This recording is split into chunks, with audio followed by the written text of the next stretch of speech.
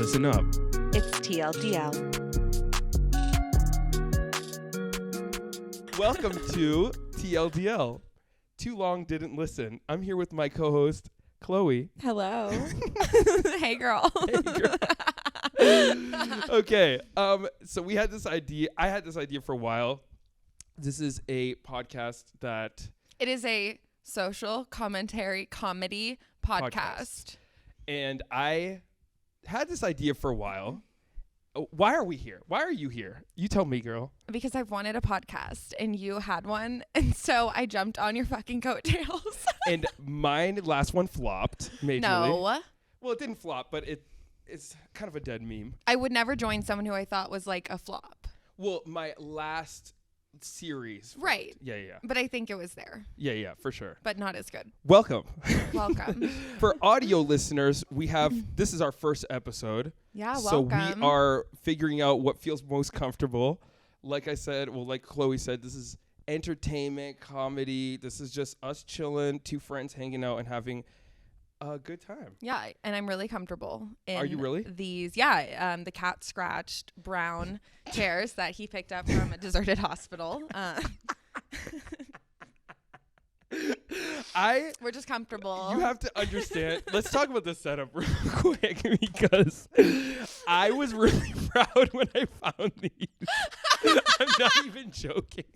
I was really proud when I found these. I bought them and brought them over. You bought these? You paid money for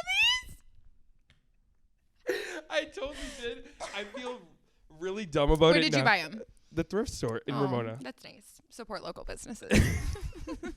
They were very cheap. I think we could refurbish them. You think you don't think it's past like its prime? Like, we could try. Yeah, anyway. Okay, yeah, but anyway, so we're comfortable and we're in luxury. Cell phones filming this part and then one pro-ish camera in the middle. Mm-hmm. We're adding on as the podcast goes on, but we did want to just like jump in. Baby. This is one is taped onto a tripod and the other one is chilling. Yeah. So we're good. We're good. And so why are you here? Why did you honestly? We talked about it. It was but what really was like, oh, this actually would be a good idea. I also have always wanted to do a podcast. I've always wanted to kind of, I don't know, have some sort of like group or audience, I guess you can call it, where I could talk and share myself and through it probably share a little bit of my story and also get to know myself better. And I think sometimes when you talk and you have to say things out loud and you commit to it and you put it out in the world, like I think it's going to help me get to know myself better. But at the same time, I also think I'm really, really funny. And I think you're funny. And so we met how long ago? Tell them. How long ago did we meet? Like maybe a little over a month. Yeah, I think we met a month ago and we decided to do this about 3 days ago. And we kind of just jumped right in. Yeah, so I don't know. I've always wanted a podcast. I think I'm funny. I think there's stuff to talk about. I think that it's fun. I'm not a writer, but I have things that I want to say and put out in the world. And you're quick. And I'm here. And you're quick. And I'm ready. And like, you're funny. And you quick. had an idea and you were ready. I've tried to actually start podcasts before with people who were not into the like work side of it. But I like to work and I like to be here and put stuff out and you know what you're doing so we can come together and make this fucking happen. It's so funny because you know the branding side of it, the presence online, what it looks like, the legality stuff. For me, I know the technical aspect of it. So we kind of like, it was a perfect overlap. And even with our personalities too, like we're similar, but we have very little overlap, but enough that it actually works really well. I don't think we have little overlap. No, but we just like come from totally different worlds. Oh yeah, totally. Totally different worlds. Like you come from Seattle, from money. I don't come from money, but my friends come from money. And I think I grew up in a really well-off area, but I grew up with no money either. But I grew up in an area that had a lot of privilege and entitlement, and so it's certainly skewed my like perception of the world. But and you have a bougie vibe. Maybe. I think you do. Maybe. Yeah. Okay. We have a producer also, I'm okay Ilya, with that. that's just like pacing around. We love Ilya. And Ilya is more pretentious than I am. think so. Yeah, for sure. You think I'm bougie? What's up, baby? But yeah, I mean, I don't think you're pretentious. I just think you have a bougie vibe. Thank you. But you're a humble queen. Thank you. Yeah, why'd you choose me? Because, first of all, I said it before, you're a storm. Like, you come through and you say like 30 different things within 5 minutes, whole statements. It's called ADHD. Your husband comes in with your baby and he's crying and screaming and scratching. You're like, Americano ice, blah, blah, blah, blah. How are you doing? Oh my God. And I was like, to process Chloe. Hey. And it's a good thing, not in a bad way at all. You get shit done. You're amazing. Love it. And I was like, I like this bitch. She's fucking cool. I like you. I think you're a storm. And you're hilarious and very outspoken in like the same, like me, but also in your own way. So I think it overlapped well, which is why I was like, because I had other people that I had in mind that I was like, that could work maybe. But then there was like, some people. It's always a feeling. Yes. It's a feeling. And when it works, and you dive in. Yes. Yeah. And it's not no tea, no shade, no pink lemonade on anyone. But it's like some people got the work ethic but don't have the personality. Some people don't have the personality but have the work ethic. Not that they don't have a personality, but just for this, Ilya. Ilya has. That's not what I meant. That's not what I meant. I love Ilya, and Ilya has a personality. He has such a good personality. We're gonna get him on this podcast one day, but right now he's in the background because grimacing at me. Yes, mad. So, and then the theme of this podcast, episode 1, was why we're here. Also, what brings us to the San Diego backcountry? Yeah, we should talk about that. Where we are. Where are we? So we are in the San Diego backcountry. Because you've been here a lot longer than I have. I am fucking new to this. Yes. Country thing. life. You're a country girl. Yeah. You are a hick now. We are in the San Diego backcountry. There's a couple of towns that envelop this whole area. And we live kind of close to each other, work in the same spot, and it's a gorgeous little tourist mountain town. It's like a Hallmark town. It's a Hallmark movie. Yes. It is so cute. There definitely is like a vibe where there might be like a cult somewhere underwood. For sure. But there isn't that I know of. I bet there is. I'm sure there is. I'm sure there is. Yes. Yes. And I've also looked up, like I said, the dead body records. Oh, I didn't know that. There's not a lot. Like, I think people can hide it back here because there's no fucking way that there's not. This has to be like a major murder capital, I would imagine. For sure. And I would imagine when COVID was at its worst, I'm telling you, at its worst, like lockdown, like people were even here were like, I saw people hanging out with their friends. This is horrible. They should be arrested. There was a COVID. I would come and personally arrest you. There was a COVID banger in the desert where like I was getting Instagram invites to go to this huge festival party. Oh my God. I was locked in my home fucking pregnant. Yeah. And so not letting anyone see me, and anyone I saw leave during COVID or leave their house, I would scream at them. You were one of those people that wore a mask even in a Zoom meeting. Absolutely. Yeah, I did. I care about others. No, my friends would like hide going to things. They would like not tell me that they were going to see each other. Like 2 friends would get together in an apartment and like wouldn't tell me. And when I would like find out, I'd just be like, oh, so you're killing people. So you are directly a murderer. So you are the reason the plague is here. I was consistent. Yeah. Totally different perspectives though, to like come out, and obviously we are still in this pandemic. We are. Yes, we are. Of course. But we like totally, like I moved here in January of 2022. So obviously like a totally different time than it was in 2020, but I lived in Seattle and you lived here throughout the whole pandemic. I worked every day, which is so fucking wild. I lost my sales job in the middle of the pandemic and never even considered like leaving my house for 9 months. And for me, it was a daily thing. Not that I wouldn't like, I don't go partying. But your perspective is totally different. Like you had to go to work. I had to go to work, and then I would go, all my life was really, I was making a little more money, working a little more in the town, this like touristy town. And there's many touristy towns in this whole area. So, whatever. It was like Vegas. Like some weekends, and people were driving through, like locals were like, no one's fucking wearing masks. Okay, so locals did care. Half. Okay, like that's actually surprising. Politically, it's like the more outspoken ones are actually more left kind of people. But like, it has been a weird experience for me. Almost everyone's been like lovely, but I come from an area that's really pretty black and white. Seattle's very black and white, and everyone race-wise. No, like opinion wise. Oh no, opinion wise. Like I never had, when I would walk around Seattle, I never questioned if someone was aligned with me, honestly, like socially or politically. You can just be amazing for you. Assume. You can just assume everyone agreed with me, and this is a new experience. I love this. This is gonna be really good for you. It's good for my growth. I've like my whole life I grew up in a very liberal leftist place. You're gonna be a Republican queen in like a month. You're going to be. I would rather jump off a bridge. Trump, you would be hanging. I'm not even joking. This is the weirdest thing ever. I've never seen this, even with like super annoying leftist people. Not that you're that, but I'm saying. But I've never seen it. Because there's super annoying people on both sides. Yes, of course there are, and I know that. But you think I'm gonna become Tommy Loren? Oh, maybe. Just kidding. No.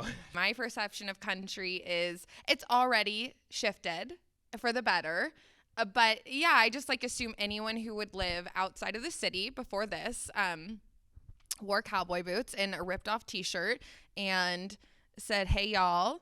And that was my perception. But it is like, it's good for me. This is a good like shift to be a little more open-minded and understand, but also try to like not be polarizing and maybe convert some people slowly with love and education. But what I guess the main thing is like I've lived in Portland for 5 years, which isn't a lot. I didn't grow up there like you did, but like in Seattle. Yeah. But it is a major bubble. Like it is like there is no contrasting ideas. Yes. And it's good. Not that, and I don't feel like you're very one-sided. I feel like that was just the way you were, and then you're going to be in a new environment. No, I think San Diego is, let's just talk about San Diego because that's why I came here. It's not, I didn't come here for this small town. I basically like put the Redfin, Zillow bubble out and was like, I want to be within an hour of San Diego. And even the city is so different than Seattle. It is so central and centrist, and people are so much more on both sides of every issue and every opinion. And I already knew that. And that I was like, this is good for me. So coming to the small towns a little more, but San Diego is way different than Seattle. Like crazy different. Yep. It's amazing. It's like the most gorgeous place on earth. But, I knew that I was coming to expand. Like, I needed to stop being, and also it's a privilege to grow up in an area that everyone agrees with you. And I needed easy. To like it's I never had to stand by my beliefs. I never had to like prove that I actually thought this way, because I could just say like, I'm not a racist, I'm not homophobic, I like this, and like I would never have to prove it, because I would never ever have to stand up to anything, because I'm just like in an area that seemingly agrees with me. But here I'm like, if I have to speak what I feel, I have to really like show up and like prove that I think these things. So I think it's good for my personal growth and not being so privileged. Love it. So that's why I'm here, Alex. Humble I moved queen. Here. Yeah, I'm humble.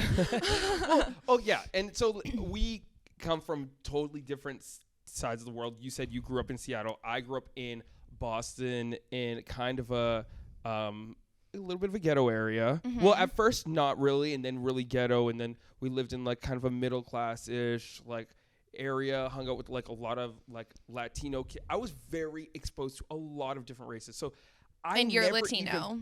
And so the race thing, it was never really something that was brought up much, because we were also mixed. Like my group of friends were always so diverse racially, right? That it was like, it's even weird for me to say that now, because I don't like, it feels like it's almost like trading cards. I'm like, oh, I have like this type of friend and that type of friend. And that, oh my God. Like, no. So, and I'm totally guilty of that. That's something I grew up in such a white area, and I was like, oh, but I'm this perfect ally.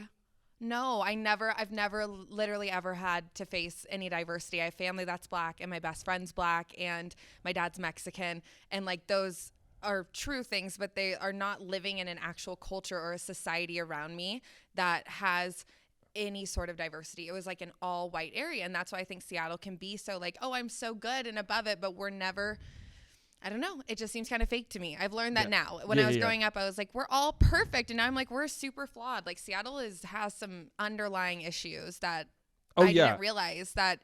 Yeah. So I think you actually grew up with diversity. I didn't. I was just like, but I accept everyone. And that was kind of fake. I don't know. And in Portland, it was like. Portland's even worse than Seattle. Oh my very God. Patronizing. Oh my God. Yes. I was like, you don't really know. Like, they were just like, oh, like people, there's like underserved community, like as saying like, and there is underserved communities, but they would lump like black people into being like, oh, but they're like, they need our help. They're uneducated and they don't have this. I'm like, do you know any black people? Most black people are so demeaning and I'm like, girl, chill. Infantilizing, and it's just like, you're not a fucking savior. Like, and that's what I've had to. I seriously, like, I've had to take a step back and realize I have some serious work to do. I can't just say this shit. And I was kind of like the Portland people in that way, and I want to walk the talk. Thank you. I never got that vibe from you at all. But in Portland, I was like, well, tell about what the person. Your identity and when someone told you how you were supposed to identify. Oh, when they call me Latinx? Yeah, which is fine, but you tell it. Well, first of all, I still don't really know what Latinx means. It's just making it gender inclusive, right? Like, it's just because you guys have a more... Oh. Anyway, tell what she said to you. Tell what the person said to you, because I think that describes Portland in a fucking nutshell. She just told me I was Latin, and I think because she was black, she like was like, oh, we're all together, like we're in the same thing. But she was like, oh, being a Latinx person like yourself, I was like, Latinx, and I just let her continue talking. I was like, Latinx. What does this mean? What does this mean? Because you did I miss something? Latino. Yeah, well, I said I was Brazilian. Oh, okay. And so then you didn't even say that, and she was like, and you know, you being Latinx, and I was like, Latinx. Right. What and she was like, oh, Latinx just means like that means like what you said, gender. But I was like, I thought Latino is a gender neutral term. No, it is Latino and Latina. So Latinx is like, I think how, again, I'm speaking as a white, straight, cis, heteronormative, almost typical, not really neurodivergent person. Okay, don't cross the line here. No, I'm just kidding. I'm just kidding. No, but oh my God. For me, I'm like, okay, Latinx is what I'll say in general, but I would never tell you what you have to call yourself, which is where I think she kind of took the turn, was telling you like, this is who you are and how you should identify. And I was thoroughly confused because you didn't even know what it meant. And if you were to go to a church with mostly Hispanic people in it, you'd say a Latino church. It's but you're enveloping all the genders that are in there. And both genders are in there. That is, yeah. So it's like a gender neutral term already. So that's what was confusing. I was like, Latinx, is this like something I miss? I just thought it was something, and she just like kept hammering it on that like Latinx just means this, and I'm like, I'm not, but I didn't want to say it to her, but I'm like, no, totally. It sounds like I'm getting into and I felt like almost like I was getting almost into an argument, because I was like, I'm not going to argue with this, or like getting into a club. Like, it seems more of like an organization, the way she explained it. And I was like, not really into that. I just live my life. I do my thing. You know what I mean? Like, I think that's the thing, is that no one can like put your identity and your label on you. And I think it can cross that line. Whereas for me, I'm happy to say Latinx or Latino or Latina, whatever the person wants. And I typically say Latinx because it does encompass Latino, Latina, and non-binary, anyone of that community. But I thought when you first told me the story, it just seemed very polarizing. And it reminded me very much of Portland and Seattle, like social rights activists, where we even tell people of a different like group than ours what they should be and how they should identify and how they should feel, and if they don't fit that, then we are like, oh, well, then you're not playing your part as a minority. Literally, I think it's pretty fucked up. That's like how I took it, and that is a huge part of Seattle, and I think I was probably involved in that, where I was like, I don't know, I just would categorize people, and I had no idea how like othering it really was. Yeah, but it's like part of this. I was this great ally or whatever, and it's part of this movement of people wanting to do better. But it's like it ends up like it came from like a good place. Yes, for sure. So, but yeah. So, anyways, I grew up in a totally different environment. So you went from Boston to Portland to back to Boston for a second. Back to Boston for a second, and then here I took a job opportunity here.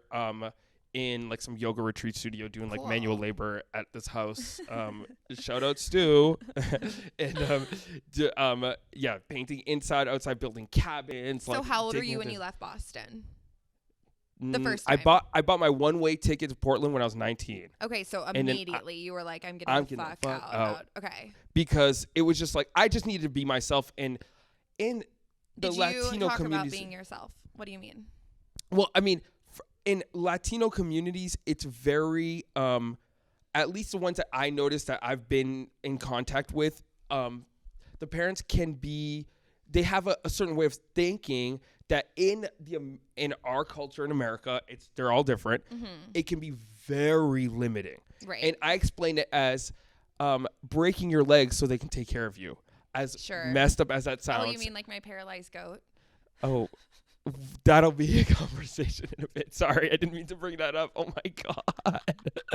Talk about country life though. You haven't even been here for 2 months and you gotta go. I have a paralyzed goat. Oh my God. No, I'm sorry. Yes, like you just had to get the hell out. Get out. Yeah, and to breathe. And that was like this is what I mean by like parents not really, setting you up for success in the Latino world is I didn't even know how to use a washing machine. Oh, was your mom like, did she take care of you? Everything. You were like very mothered. Everything. Okay. It was like, it was not good. So like I walked around like a zombie. To be incompetent.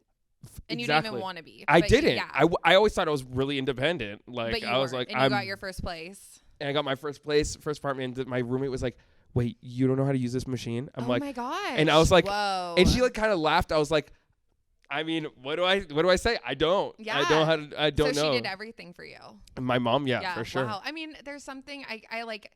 I don't know. It's kind of sweet, but also not helpful at all. If they were like, also like, these are your strengths. I'm going to take care of all the extra stuff. You can just work on your strengths and that's good. But there was none of that. It was just like, I can just wake up, be a zombie, go to school, go to work, come back home. And then just like all the dinner's ready, foods. Yes. Wow. Yeah.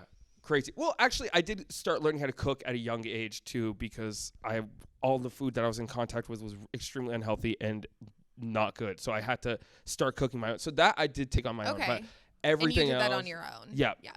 Dishes, laundry, cleaning the bathroom. Did you go to public school? Okay, I went to private school. Does that surprise different you? Worlds, y'all. Different worlds. We live in different worlds.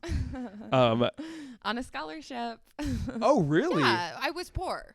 Okay. Yeah. But like your personality was successful. I guess so.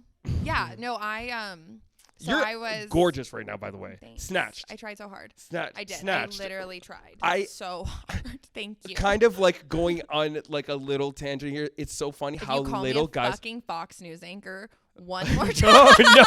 No. I was just saying. Before we started, it was like, God, you look like a Fox News anchor. Like, jump off a bridge. No.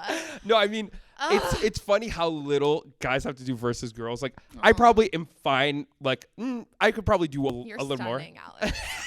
Not a hair out of place. Stop.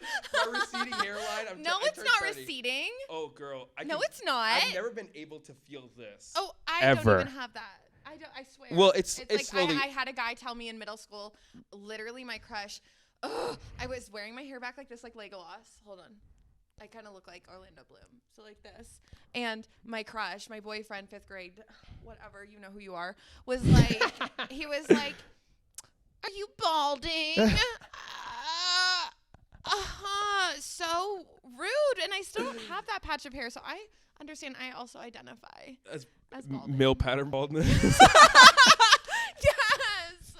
Anyway, back to what were you saying? I'm gorgeous.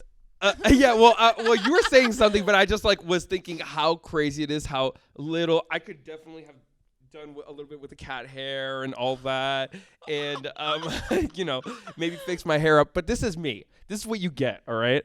And, well, actually, we'll refine it a bit as the episodes go on. But how long did it take you to get ready? Oh, I get ready really, really quickly. 20 minutes. 20 minutes? Oh, yeah. No, I can't do the whole, like, in the mirror. Sadly, it took me the same amount of time. I'll do your makeup next time. That would be a cool, imagine makeover. I will do your makeup. Not makeup, but like makeover. I can't shave, so we'll have to have someone else do that. I didn't know I needed to shave. Like if you wanted to be snatchied. Snatchied. It's a little patchy, huh? Yeah. My husband doesn't grow a beard either, though, so. I don't know. I'm just getting roasted. No, that's not what I meant. There's some spaces in between other hair follicles that don't have follicles. I'm really bad with design. I'm a wedding designer, everybody, but I'm not going to tell you anything more, but that's what I do. And I am an artist. Yeah. I wish I could show some of my work, but when it comes to my art, I'm good at designing, like placement and colors and textures and all that. But in my life, we will show a little close up of these chairs. And oh my God, it's so gross. My shoes. No, so I had like my come to Jesus moment like really late, and I think that's part of my childhood too. But so in high school, I'm probably 15. Every day my uniform, I didn't have a uniform, like this was my personal uniform. I would wear platform black sponge like flip-flops, like thongs. Love it. What are they called? Flip-flops. Yeah. So I wear platform flip-flops to high school, and then I would wear leggings, not Lululemon because I didn't have money. I wore the pink leggings that had the band. Do you remember when girls would wear those and they would have like a pink band? It would say pink on their butt, and they would be like cheetah print. Yep. So I'd wear those, and then platform heels, and I would have my purse was a mini. The sport duffel bags that like people bring to sports. Oh yeah. My school, Eastside Catholic, pump it up, had a mini purse like one they sold in orange and blue duffel bag. I would carry that around like a little sports thing, and people like remember this about me. That is something when you were like, I'm styling. I knew I wasn't. Oh, but I didn't even know where to begin. It wasn't like there was no hope for me. So I was just like, listen, this is me. And so it took me until I was probably like 21 or 22 to learn anything about like looks. Got it. So there's still hope for me. I just turned 30. Yeah. That's what I was saying. Oh, that's what you were getting to. That was what I was getting to. No, I was so like, I don't have style, you're saying. You have style. But it's just not that. I'm a really bad gay, like you like to say. Yes, you are. You are. I was so proud of these chairs. I mean, not to say like I don't want to stereotype or put you in a box. I don't want to label you. But this is nothing. I have a lot of gay friends, and this is like nothing I've ever seen. This is a train wreck. Ilya, don't laugh at that. You can't laugh at it. Okay. You're wearing purple. You're with bad? Your community. No. There's just purple is the color of the gays. That's like the gayest part about you. But there's a lot of cat fur on me for everyone. I'm a cat dad, recent cat dad. So that's the reason why. Tell us about your cat. I don't care.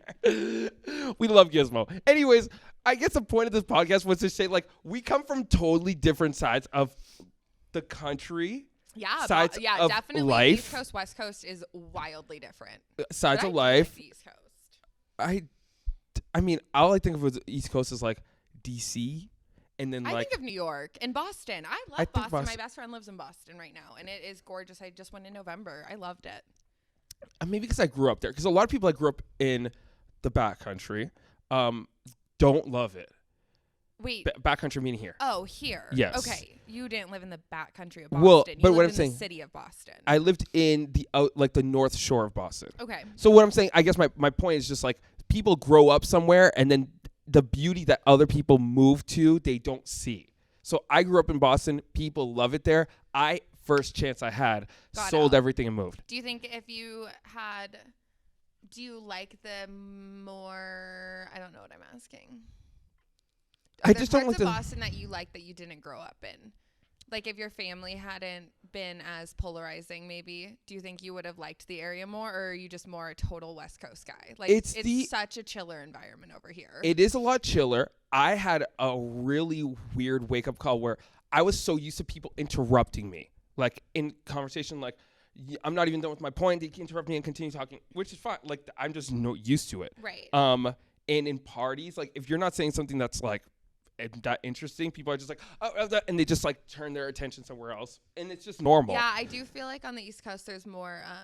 Yeah, like you just did it. Yeah, continue. No, just kidding. I would fit in so well in New York City. No, but I wouldn't though. Like I feel like I love it. I love watching it. It's like a different world to me though. Like people have much. Well, of course, this is my perception of the East Coast. So probably different than how you grew up, but like the style is better.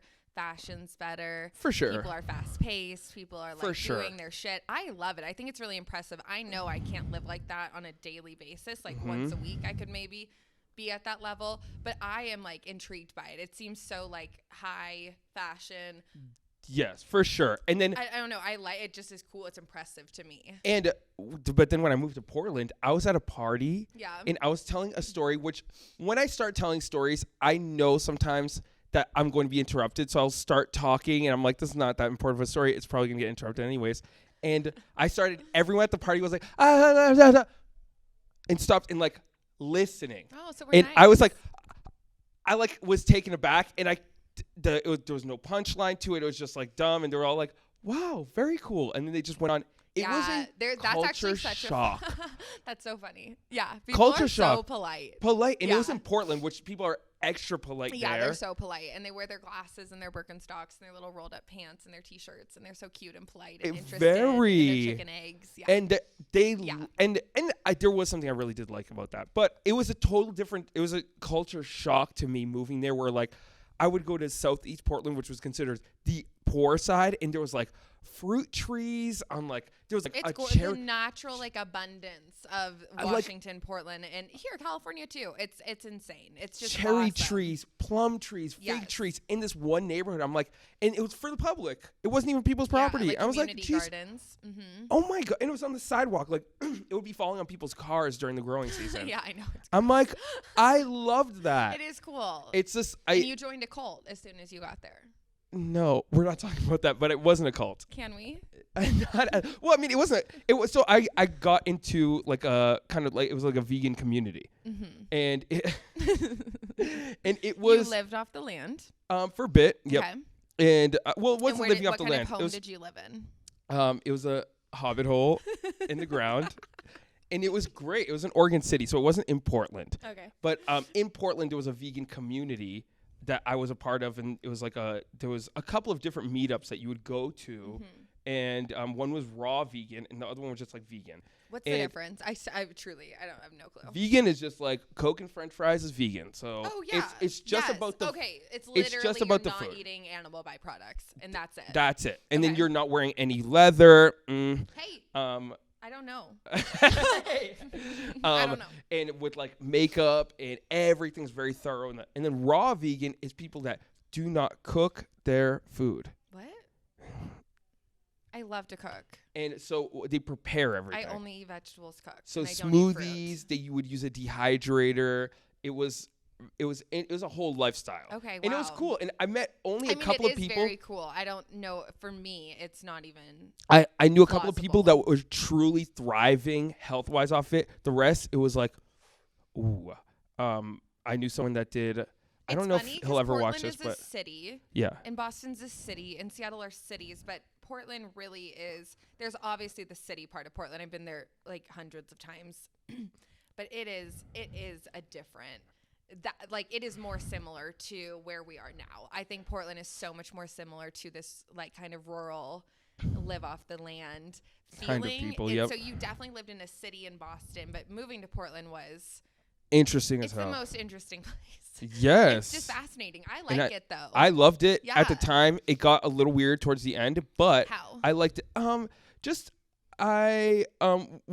It was also like a weird relationship, and I was like I noticed there was like almost 5 years on the day that I moved out. Wow, you lived there for 5 years. So it was like a lifetime I was there, and then I was like, I think I'm done. And I had a cleaning business that I had there. It was just a one person, just me. Just made your own money. And then at the end of it, I was like, I just gave all my clients to a couple of people, and then I just moved. So it was like it was just my time was done. Did you have a breakup? And then there was also a breakup. At the same time. And a breakup. Breakup towards the end, and I started dating someone else. Oh. And it wasn't like overlap. Were they in the same cult? They were totally disconnected from there was no cult. I was just part of a vegan community. I wish. I know, me too. We did talk about this. I'm only asking so many questions so I can get some ideas. I'm like, wait, why are you asking me? You're the talkative one. People will live in a hobbit hole, so I don't even have to provide housing. Hell yeah. But it was a dope house. It was actually a house. I believe it. I'm totally making fun of it because I do have a deep desire to be a cult leader for just like a small period of time in my life. I think you could do that. Thank you. I think I could too. I think you would need more land, but you would totally. But you could easily be able to. I don't know what the philosophy would be behind it. No philosophy. But you could. Just the sake of having it. But you would need something that would bring people. I mean, unless it's they were like, we love Chloe. I'm the philosophy. Wedding planning is their philosophy. Oh my God. They just like their whole existence is to plan weddings for people or have people be wed. That's great boring. Marketing. I don't want to work though. Word of mouth marketing. I just want to sit there and have people bring me berries.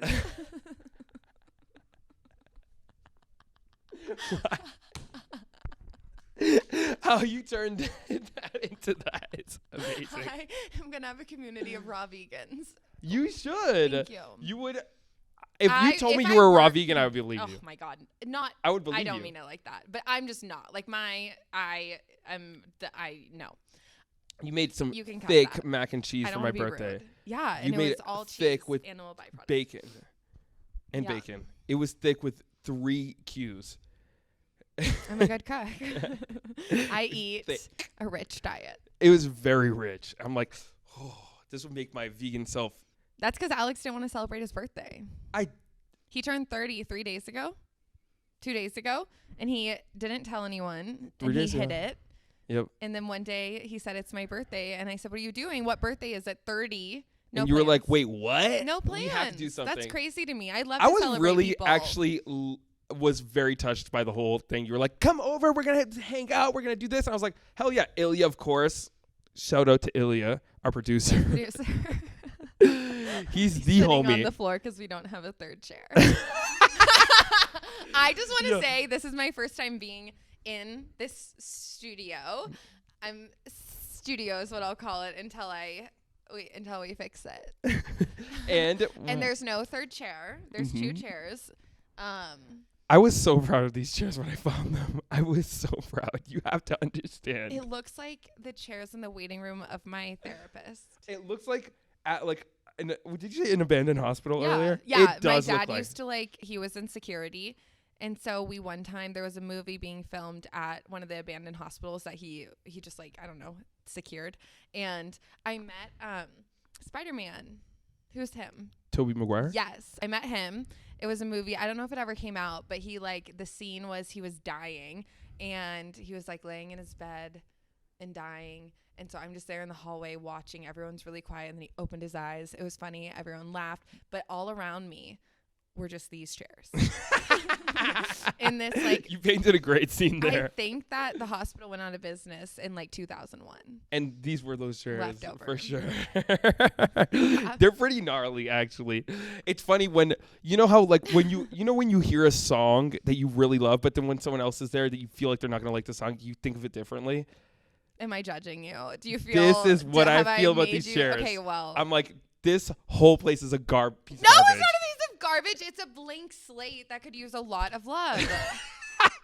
I didn't know. Yeah. I didn't know I'd like a side table, and I'd like to put a plant in here to breathe some life into it. And you gotta love that, the people's elbow green. Oh my God. That's so gross. Look at that. Did you clean them? I vacuumed them. I had one time in Portland. Well, I was living in Oregon City, and I was starting a cleaning business, so I wanted to see. I asked for a quote because this company was doing free quotes. So I was like, come over, do a quote of the house that I'm living in. We weren't going to use her, but I hired we had this lady come over, do a quote or whatever, and she parks like a mad woman on our driveway. Half the car was I was like, yeah. So not a cleaning lady, but she came in smelling really bad, flip-flops with dirt all over, sand was tracking all over the house, super unself-aware. And she's the whole time I was asking her questions, she was laughing and talking over us, and it was a fucking mess. So it was not a good experience. Anyways, I had a fire cleaning lady. Who? Oh, so I had yes. What? Fire cleaning. In Seattle, I had a cleaning lady. So both Ben and I worked full-time jobs, my husband and I. And so we got someone to come in and just do, I don't know, just general cleaning stuff, mostly my laundry. Like I hate to do laundry. I hate it. And it was $50 an hour, and she came like once a week for 2 hours or something. I don't know, 25 an hour. It was really inexpensive. And she was great and so nice. Like she redecorated my Christmas tree one time. She came in and cute. She was supposed to be doing my laundry, but she came in and saw my Christmas tree and she was like, that is so ugly. And so she took all my lights down, unwrapped it, and then did my Christmas tree. Did she do it? Did it look good? It was so much better. Oh. Yeah, but she didn't do my laundry, and then I had to pay her like $100 because she was there for so long decorating my Christmas tree. And I was like, whatever, that was nice of her, because I just I cannot set a boundary with things like this. So I was like, that's fine. It's fine. I loved it. Yeah, you were here for 4 hours, and I'm so happy.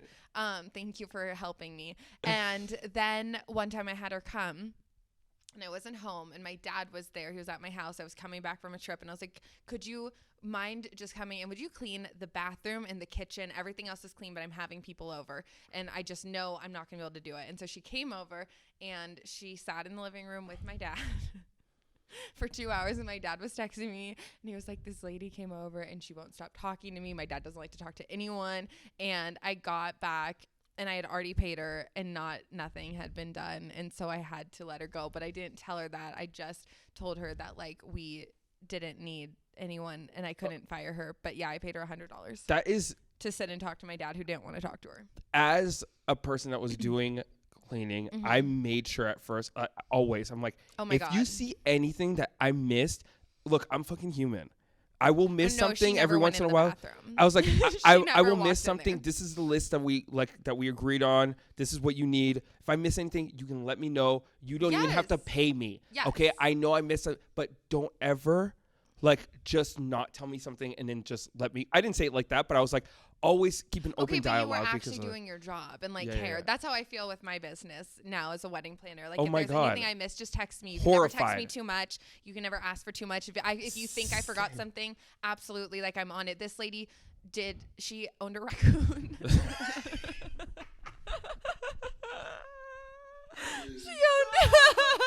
She owned a raccoon, and she was so sweet. I just on a personal level was so motherly. But I was just paying her to come hang out with me.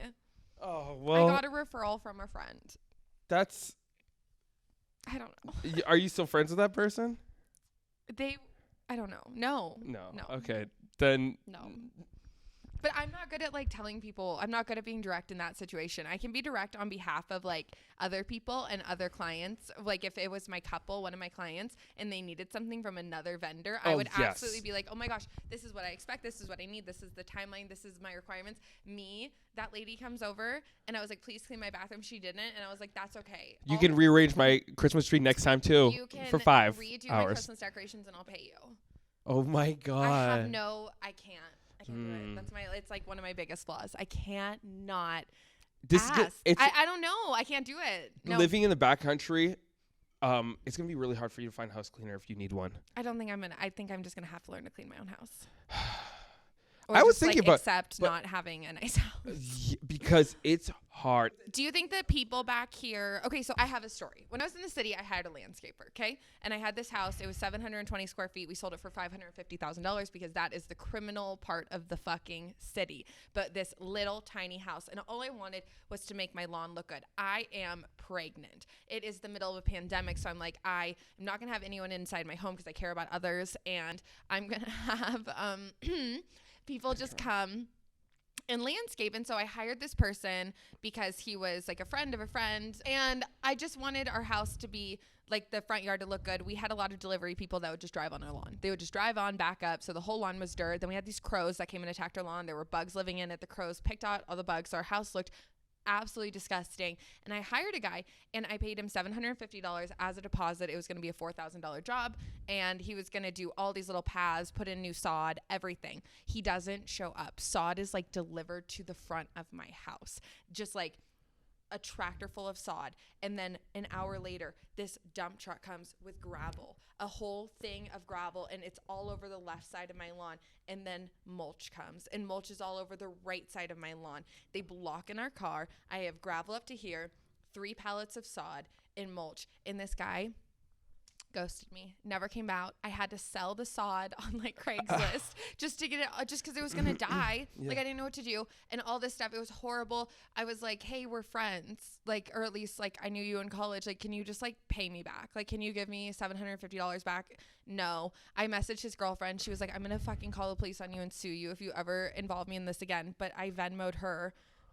Not him. Like he was like, Venmo my girlfriend. My Venmo doesn't work. He's probably a felon or something. It was. Oh, I'm sure he is. I think his mom was murdered. Like stuff. Like it's fine. Whatever. I mean, it's not fine. I'm sorry for Chloe's life is a storm. I'm telling you. No, it's not. Just kidding. But, no, it's not. No, but it was just like the worst experience. And whatever. $700. It sucks. But I'm not gonna go to court over that. I'm not gonna ruin this person's reputation, even though I tried. They didn't have a Yelp page. I did try.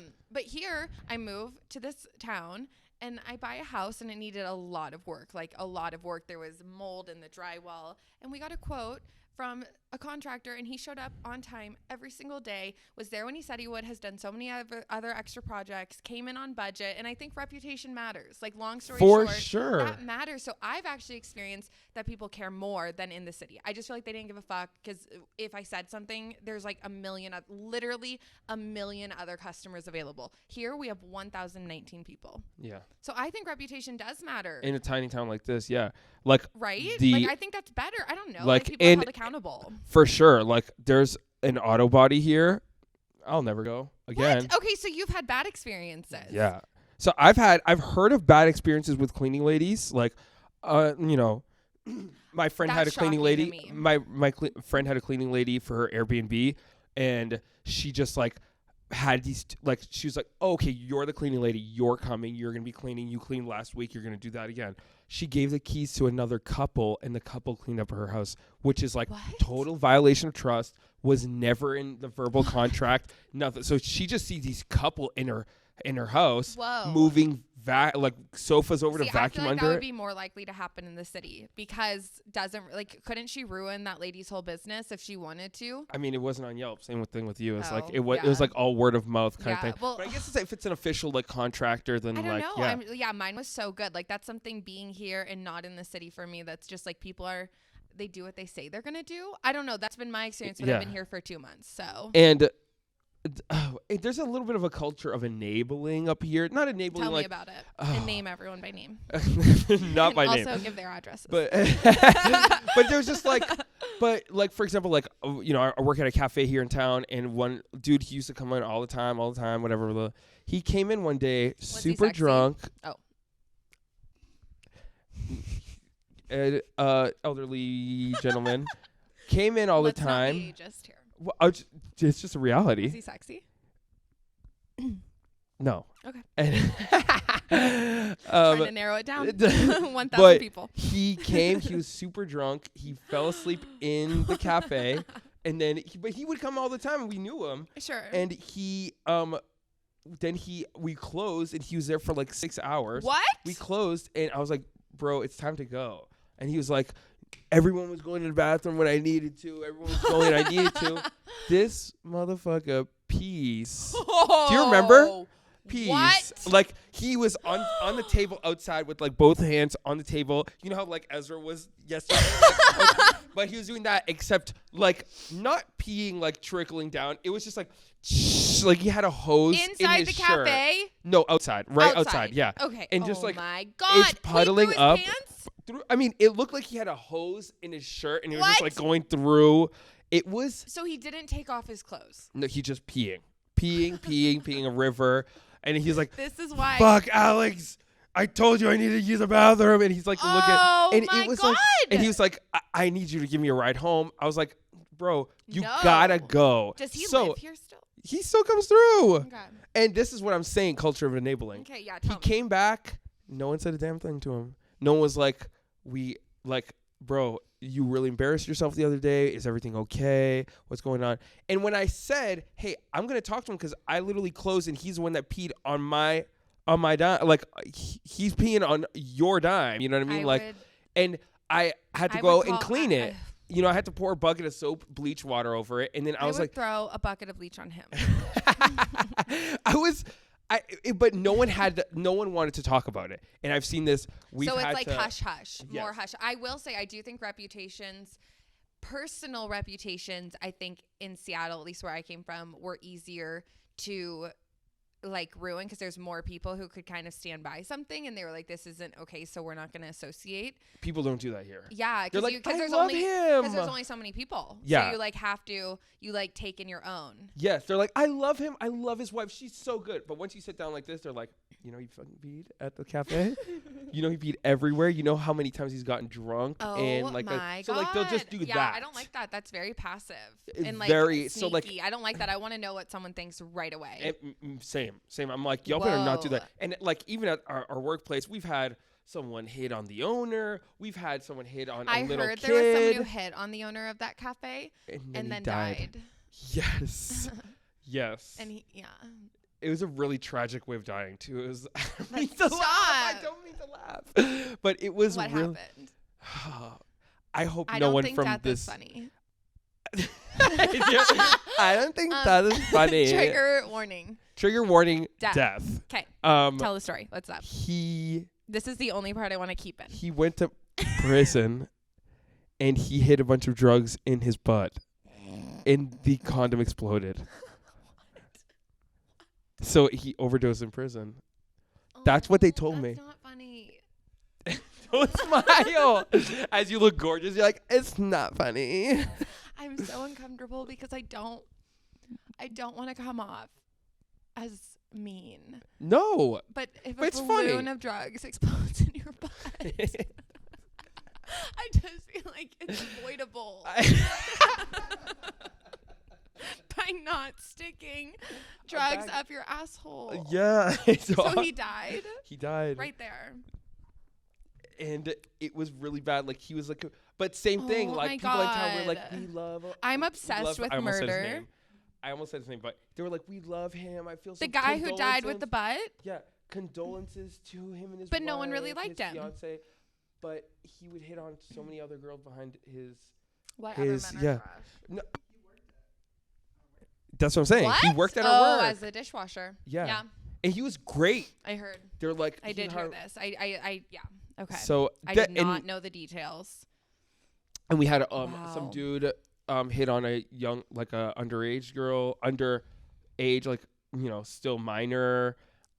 We had 2 of those dudes. And did people do anything? Did you That's kick what him I'm out? saying. Okay, so you kicked him out. You were just gonna say you kicked him out. We didn't. Well, we were just like, you can't work here anymore. Oh, but okay.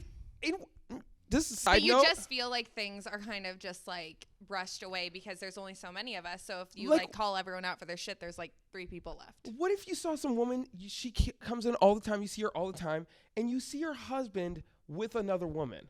Oh, I would tell.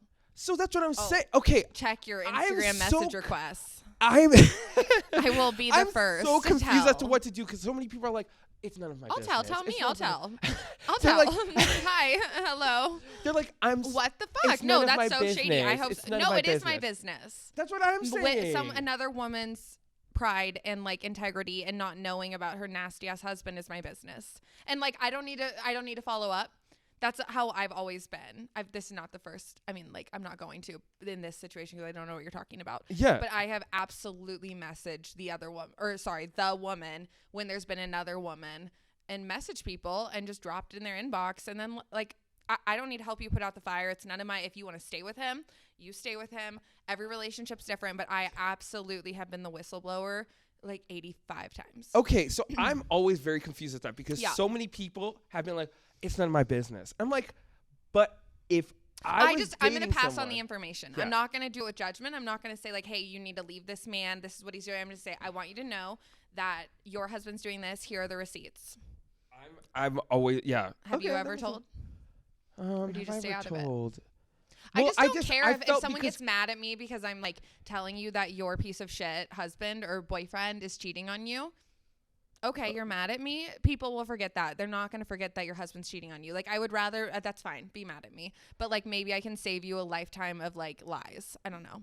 That's a good point. I hate it. But culturally here, I felt crazy for going out of my way and doing I guess here, I don't know. I can't really speak to it. Like, would I say something here in a small town where, like, everyone could be like, Chloe told, and, like, she's a home wrecker. But you're not a home wrecker. Yeah, no, I would tell. Don't tell me anything. I'm like, because like you see their wife and kid come through, and you're like, no, fuck that. No, I think that's so insane. That's okay. Well, then I don't feel crazy, and there's probably a million perspectives on it, but I'm glad at least one person's like, what am I gonna? It's. You just say it. You don't have to be like, I'm behind you, girl. They can stay. They can do whatever they want to do. They can go and do. But I just feel like they should obligated. know. And if they tell me, I don't want to know. Great. That's on you. That's your business. There are so many people who know. Yeah. Who know. Yeah. And who stay. That's true. So many. So it takes two to tango. If you were cheated on or if you cheated, what are your thoughts? What would you do? Sexual attraction, gone. Okay, yeah, absolutely, right? You're never, ever going to see. There's no way to cross that. Have you been cheated on? Yes. Really? I haven't. I always say in the beginning of a relationship. That I know of. I may have been. Message me. Yeah. If any of my exes did. And I make it very clear in the beginning of any relationship. I'm like, look, there's not going to be any cheating here. If you don't like it, we can end things. No, but there's not going to be any cheating. Ever. And if you do, you guys can. I was like, you guys can decide which one's getting punched. I'll burn your house down. I'm not. No. You're not I have dealing a with feeling like so I've only had seriously one other real relationship before my husband, and I know I wasn't cheated on there because I was 15. Oh. It was really serious, actually, and also in middle school. I was in love. No, but I haven't like dated seriously a lot of people. So there's a couple people that I would say I had like extended things with, and I'm sure they were not faithful to our thing. But I've never been like betrayed by a serious relationship and had to go through that. But I think my reaction would be completely unstable. I was like, all right. How'd you find out? I just like saw dating apps on his phone. No way. And he fell asleep, and he fell asleep with his phone in his hand. I almost smacked this motherfucker awake. Did you go through it? I saw. Yeah. I'm sorry. No friend of mine has ever gone through a phone who had a bad feeling, who didn't find something. It was on, and I didn't just pick up his phone and like go through it. He fell asleep, and I saw the apps on his phone and I was like, wait a second. You know, I almost smacked this motherfucker awake. Because he's sleeping. What did you do? I just woke him up. I was like, what the fuck's this? Yeah. You want to explain yourself? Because we got a couple of, there's only a couple of things that could be going on here. And there's like one thing. There's one thing. Yeah, there's one thing. And he just felt really bad. And it was just a conversation that we should have had. I hope he's okay. He thankfully recently reached out and was like, I feel horrible about how I think growth is possible. I'm not saying. And we were young, and it was like. But in the moment, fuck that. How many relationships have you had? One, two, like relationships where we were like dating, holding hands, dating walking your parents knew on both sides. Oh, for the first one. Okay, I mean, yeah. Obviously, when I wasn't out yet, relationship is different, but like where people knew, like you guys were together. We were going to 1, 2, 3, 4. Jesus Christ! 5. I know. Why'd you look down? 5. Yeah, 5. Wow. And when did you start dating? 21, 22. 5 boyfriends in 9 years. It reminds me of, no, I'm not going to say it. Say it. No, you have to say it. Do you know the girls who like break up with a guy and then a month later they're like, I found my one and only. And then they break up with them 3 months later and they're like, God, the love of my life. LOML. You're calling me out my early 20s. Yeah. Did you feel that way? My first one was like almost 3 years. Okay. And then it was like 1 year, 6 months. It was like back to back. No, well, yeah, I was actually pretty serially monogamous for a chunk of time. Yeah. Just codependent. So when did you come out? Well, when did you come out to yourself? Young. I was like, I was having crushes on like my elementary school music teacher. Oh yeah, like, okay, so very young. Okay. I already knew. I was very clear. Yeah, I was very clear. I was straight. Yeah, I was kissing boys at 5. Oh, there you go. So that's what I'm saying. So it's not. Some people thought it's not creepy to know your sexuality at a young age. I knew my sexuality. It's like you know at a young age. It wasn't like sometimes I'm like, how do you know it when you're 5? But it's not even something weird. It's just like no. Okay, so you knew at a young age. When did you come out? Socially. To my cousins, my 2 closest cousins, love you girls, you know who you are. They when I was 23. Okay. I was dating someone for about a year in, and I was like, okay, so I gotta tell someone. Okay. So but in Portland, was he okay with the fact you were in the closet, or did yeah, everyone in Portland know? No, this was a weird part of coming out. Is like in my first 2 or 3 jobs, I like didn't even tell anyone. Okay. And I was like kind of hidden. Dating someone. And then I was dating someone, and I was scared to talk. Like when he would come through, I was scared to talk about it. Even it was in Portland, even they would have liked you like, more. I know. Like I literally moved to the other side of the country, and it was still weird for me. No, totally. I mean, I didn't know anyone. A bunch of internal stuff, I'm sure. All of it. And then so I came out to my cousins when I was like 22, 23. Okay. My parents, I was 26. Wow. Which is 4 years ago. Old for the 2000, sure. Whatever, 2010s. But we'll talk more about it later too. Yeah, young if you're in the 70s, but yeah. Oh yeah. It was a hot mess. Okay, so you dated people. Mm-hmm. Through the 20s. And so how many of them cheated on you? One. Just one? Yeah. That's great. Yeah. Okay, good. That I know. Yeah. That's what I always say. I'm like, that I know of. Like, I don't want someone to listen to this and be like, haha. Yeah. Ha, ha, ha, but I mean, literally, like, I'm so close to all of. Well, I was so close to all of them Are you physically. Still close with them? No, I mean not. I'm saying close as in like when we're dating, like we're hanging out. We're hanging out. Yeah, we're hanging out a lot. Like we're like So you know. But it was in the tail end of that relationship where I figured out he wasn't. How many months, years in? It was like 2 months towards the tail end of it. And then you just ended. I was like, this is just not. That's how I feel. There's no way of moving past that unless you're in you talk about it. You're like, you're in an we're opening this relationship up, and I am not that type of person. Never gonna open anything up. I made it very clear. This is closed, locked. Yeah, no. Gated community, double gated community. No. Yeah. No, I would murder. Exactly. So that's, I mean, I think that's pretty normal. Jealousy. I always hear people like, oh, it's like jealousy is like an ego for sure, but so is.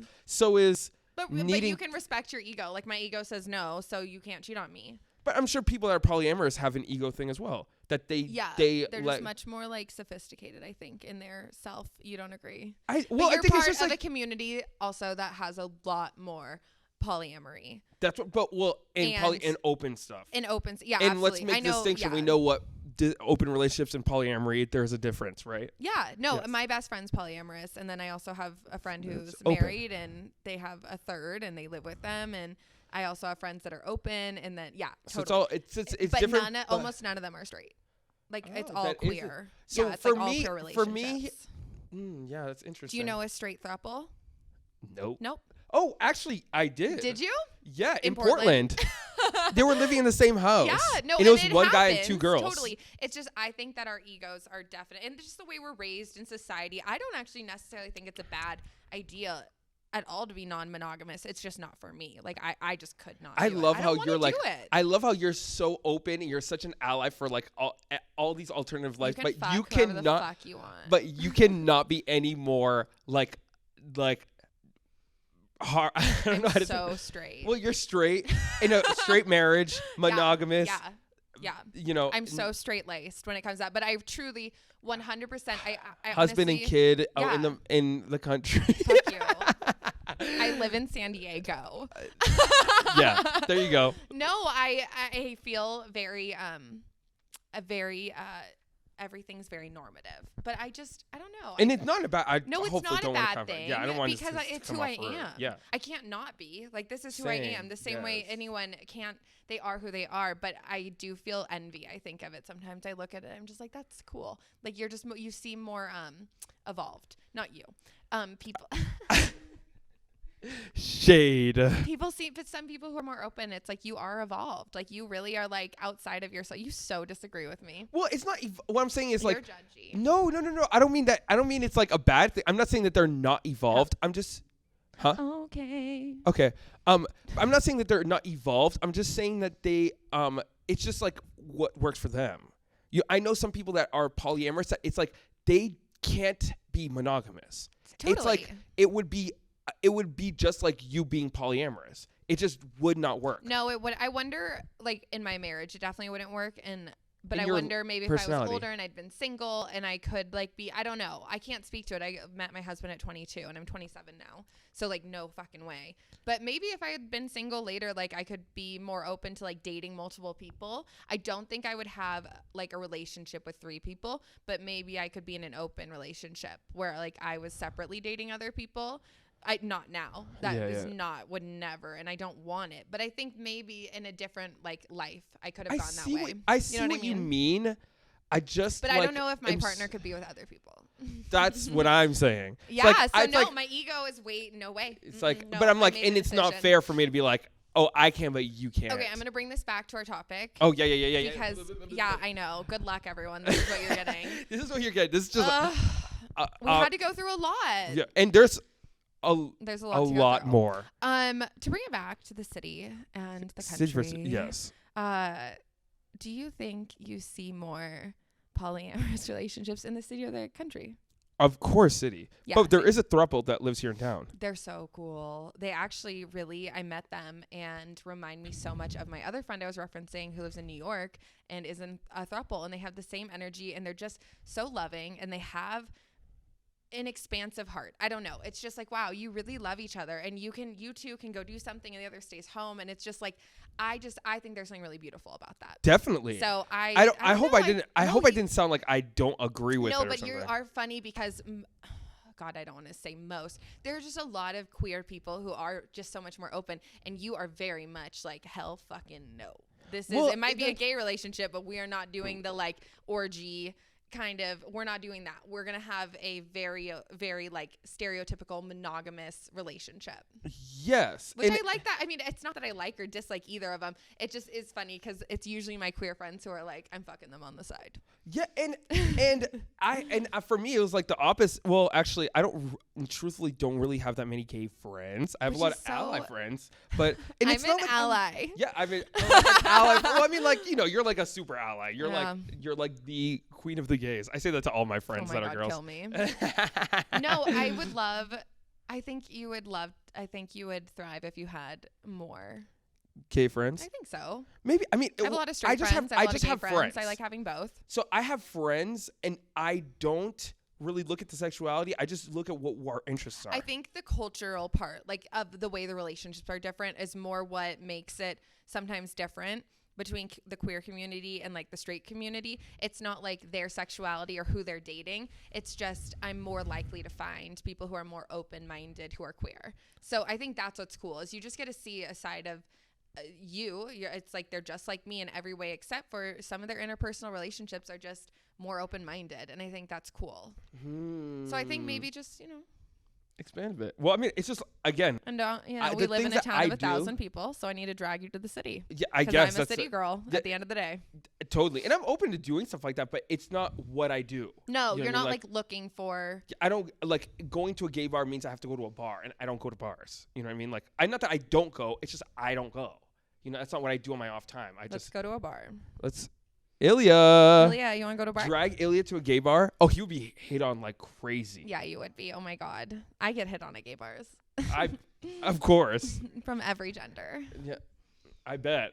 Oh my gosh. One time in the city, I'm like really trying to bring this back. To the city. In the city, in San Diego, I went out this summer before I moved here, and my friend, who's just like a macho straight guy, he's Italian, I'm Italian, he's like, blah, blah, blah, I can get a woman, blah, blah, blah. And I was like, bet, like, let's see. And I ordered a drink from a girl, gorgeous. I didn't know anything about her. I didn't ask anything about her. And I just said, I want you to give me your best drink. Like, I just want it to taste so good. And that's all I said to her. I said it just like that.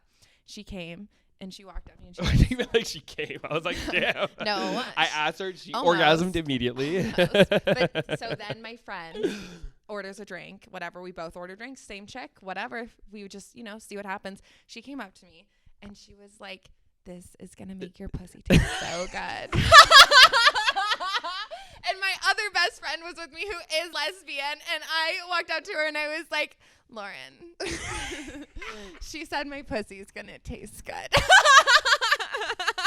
Okay. Okay, we're going to end this with a segment where we found people. You found people. Did you find anyone? I did. I messaged them, but they didn't message me back. Okay. So my friends are a lot less responsive. Mainly my one lesbian cousin that lives in LA. So you message your one who lives in the city. She's a family member. My family member didn't respond. Did not respond. Okay. She's busy. She works works in apparel, so she's always busy. She kills it. Love her. So love you, Simone. Shout out. We eventually would love it if we have funny things to end the podcast with, and you guys tell us funny shit. But this is our first one. So I texted my friends and I told them I'm starting a podcast with someone who's already had a podcast, and he wanted to go in a different direction with me because the moment he met me, it all was clear. Literally. Thank you. Though. For real. Thank you. But I asked my friends, okay, so what is your perception of like the country and city? And then I think they were kind of like, well, I don't know. And it was kind of lame. So I was like, fine, whatever. What are your craziest stories that have happened to you? So all of my friends, for context, are from the city. And before I read these. This is crazy. I was trying to do a perception thing, and then it just like, we're just going to tell wild stories. So first and foremost, I want to say I'm assuming by the nature of these stories, there's a lot of drug addiction and houselessness in the individuals in the story, which is both things I'm very passionate about. However, these are funny ass fucking stories. They're funny fucking stories, and they are what they are. And who the individuals are, I don't know. So I can't speak to that, but I'm going to read some stories. Please, let's start with this. Of my friends in the city. So this girl's from the East Coast. Boston? No, and she doesn't want me to name the city because this happened at her work and legally. She's not supposed to tell stories. Got it. Okay, so my friend, go for Jedediah said. Jedediah. Okay, got it. One time I was at work and a man told me that the government was tracking him with microchips in his cigarettes. And when I remembered him from the day before, I said, okay, have a seat. Your name is Kevin, right? And he screamed because I knew his name. And as he ran out of the building, there was a flap in the back of his pants with no underwear. So as he ran away, his butt was flapping in the wind, screaming out of the building. And this was where? I can't say. It's an undisclosed location. But where in like? It was at a courthouse. In a courthouse. Oh okay. My God. Okay. This is the only stuff that's ever this stuff has only happened to me in the city. Yeah, this absolutely. Kind of similar situation. So my other friend, best friend, Jillian, I can name her. She lives in Seattle. Hi, Jillian. Hi, Jill. She said, one time a man pulled his pants down, bent over, and pressed his asshole up against my apartment lobby building and stayed there for 20 minutes until someone detained him. Oh, my God. And this is where? Oh, Seattle. This is fine. Yeah, we can say that. Oh my I just can't. God. The other person works for the government. Okay, so then the other person said, and this was my very favorite personal story. Oh my God. Listen, I didn't leave the city because of this. I left Seattle because of the weather. I just want to be clear. I love this shit. Oh, and I'm gonna ask you why you even moved here after. But okay. So my friend who works for the government. Okay. Also, one time a woman asked to speak to someone from my office. He came out and told her he would be right with her and walked away. Oh my God. She pulled out a full-size can of Febreze out of her purse and started aggressively spraying her crotch for a full minute. Ew! And my friend who's telling me these, she is in her 30s. She's not exaggerating. She is not. She wanted to be anonymous. She wanted to be anonymous. Made it very clear. But for a full minute. She's like, did you go in her pants or just outside of it? I can get details. Oh my God. And then the last one, and this is more, I think this is a culmination of Seattle. This is Seattle in a nutshell, okay? And this was when I said, can you tell me a story about your craziest experience in the city? 2 weeks ago, a man showed up to my building with a machete trying to get in, and 9 cops came to detain him. One time I saw a woman scratching her asshole and was slapping pedestrians in the face. One time my other friend was attacked by a person. The person hit him in the face, and then he got pink eye from it. And also the nude bicycle race in Fremont is an experience. Let me think of more. Oh my God. A machete. Shit. Okay. And that's it. That's all I have. I think a lot of this stuff also has to do with like the meth issue that there is. That's what I'm saying, and I don't want to be insensitive to it because at the end of the day, Seattle does not deal with the homeless population, the houseless population. They don't have any fucking like help for drug recovery. But someone did get pink eye because someone scratched their asshole and hit them in the face. These are funny stories. They're funny, and it's just like it is the world though. Like you seriously walk down the street and like this is what you see, and it is part of the city culture. And like this girl lives in a high rise. Her apartment's $3,000 a month, and like on the waterfront in Seattle, and like there is someone bent over with their booty hole to the window at her place. And it is what it, and like, and she also said, like, I want to clarify, Jillian was like, yeah, the problem is that the police don't like want to help anyone. They just want to like arrest people, and then they can't even arrest people. Not that they should be able to, but we can't do anything about, like drug users. You can't really remove them or anything, which is okay, but there's no help for them. There's no alternative. I don't want the police like hurting any homeless person either, but there's no like rehab recovery. But yeah, that's the fucking city for you. Like that is the city, and that is like those are people who just walk in and start spraying. And one time, well, I just remember like shit like that would happen. Like I would be drinking coffee, waiting for the bus, and like some lady was like, "Can I have a sip of your coffee?" Like weird stuff like that. Like one guy like came up to me one time. And he starts talking like I knew him, and like we were like continuing a conversation. He's like, and I was like trying to get what he's saying at first. He's like, I was like, oh, this guy. You're not saying anything. He's fucking crazy, like and talking no one crazy. is helping them. No, that's sad. Yeah. Of and course. And I want to say that too, disclaimer. Like, I think I have a sense of humor about that's this kind all of it stuff. is. But Jesus Christ, we need government funding and some fucking programs for these people. Yes, and myself. I like free things too. I agree. Therapy should be free. I think therapy. It's hard because it's a service. No, I think therapists should get paid. I just don't know if like clients should be having to pay $400 a session. That's like it should be subsidized. That's it's lot. Crazy. Okay, like, yeah, but we're not getting political. So that was today's episode of TLDL. Too long, didn't listen. You better listen. You better fucking listen. You listen up, bitch. You better have been listening this whole time. I hope we kept their attention for most of it. I don't know if we did, but I think we did. I don't know if we did, but I think we did. The Chloe Storm definitely grabs your attention. I'm going to keep calling you a Storm. Did you know my middle name was legally Summer Star? Oh. Yeah. So, because they liked like summer storms or something. So Chloe Summer Star was my name, but I did change it to Adrian.